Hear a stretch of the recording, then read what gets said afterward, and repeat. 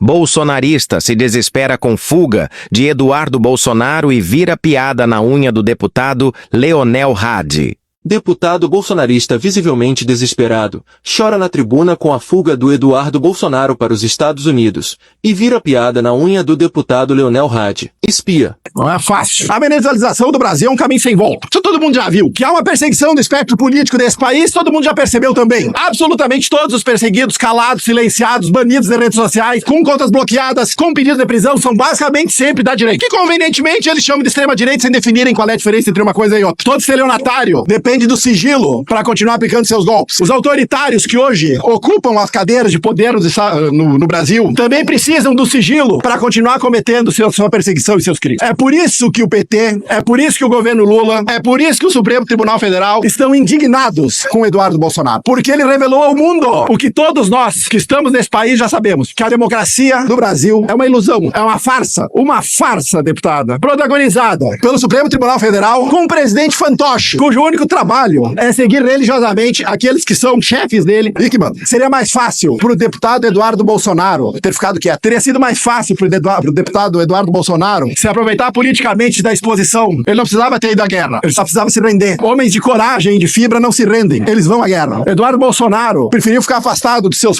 pai, de seus amigos, do estado onde ele cresceu para proteger a família dele nos Estados Unidos. Não é o primeiro e não vai ser o último. A perseguição ao deputado Eduardo Bolsonaro começou com um PAD aberto pela Polícia Federal que vai deixar ele ou impedir ele de se candidatar em 2026. E seguiu com uma representação da coligação Brasil da Perseguição tentando incluir Eduardo Bolsonaro no plano de golpe. Argumento: ele era um articulador internacional para que autoridades estrangeiras aceitassem o novo presidente. Vocês vejam que eu ainda estou aqui, o roteiro de ficção que eles fizeram ele é digno de Oscar. Para Flávio, eles disseram que era uma organização concentrada em ataque à democracia, para atacar as urnas eletrônicas. O que eles pediram? Apreensão de passaporte. Vocês têm alguma dúvida de que Eduardo Bolsonaro seria preso no Brasil por cometer nenhum crime? Eu fico vendo o deputado Zé Nunes, deputada Sofia rirem, porque é fácil rir quando eles estão com o chicote na mão. Eu gostaria de dizer que mais hora menos hora, o chicote troca de mão. E a única coisa que o senhor vai querer, deputado Zé Nunes, é que a lei valha no Brasil. Ela não vale hoje. Ela não vale se você for de direita. Se você for de direita, você é calado, silenciado, perseguido. Inquéritos ilegais, ativismo judicial, imparcialidade, abuso de autoridade e ataques à liberdade de expressão. Esses são só algumas das características do governo do presidente Lula que se diz democrático. Governo do amor. E escuta só esse som.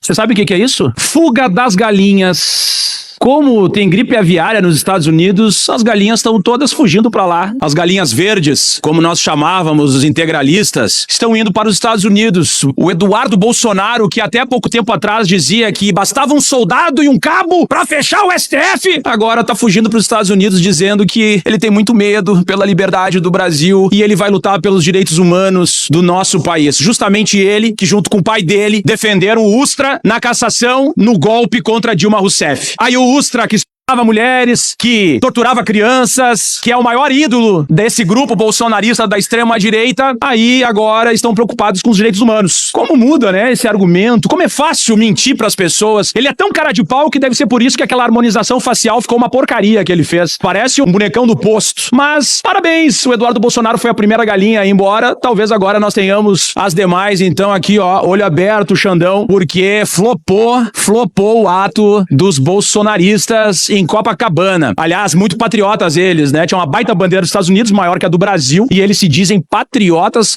cheio de frase em inglês em cima do caminhão de som. Eu devo ter algum problema que eu acho isso muito bizarro. É um patriota que bota a bandeira de outro país num ato que, em tese, é pra dialogar pela nossa nação. E é interessante, esse ato aí do Rio de Janeiro teve a contagem do Peçanha. Data Peçanha, vocês conhecem, né? O Sargento Peçanha, aquele personagem do Porta dos Fundos. Acho que foi ele que calculou 400 mil pessoas. Claro, é óbvio que tinham 400 mil pessoas. Eu me lembro que teve deputado aqui dizendo que ia ter 1.500.000, mas não teve nem 19 mil, 18.300, para ser mais preciso. Mas vamos lá, vamos jogar legal, 30 mil segundo o Datafolha. Mas não é nem 2% do que era previsto por parte dos bolsonaristas. Mesmo que fosse 400 mil pessoas, já seria, né, praticamente um terço daquilo que eles calculavam. Isso demonstra a fraqueza do bolsonarismo e demonstra que esse projeto já fracassou. E sinto muito, mesmo que tivesse colocado 1,5 milhão de pessoas, Bolsonaro seria preso da mesma maneira, iria passar pelo menos uns 10 anos, ó, no regime fechado, na cadeia. E agora tem coisas engraçadas além dessa contagem do Data Peçanha. É interessante também que o Tarcísio foi de São Paulo para o Rio de Janeiro com um avião da Polícia Militar de São Paulo, né? Para um ato particular, né? Um ato político partidário. Pago com dinheiro público, que pagou o combustível, pagou o avião da PM, para ele fazer um ato aí político. Que curioso, né?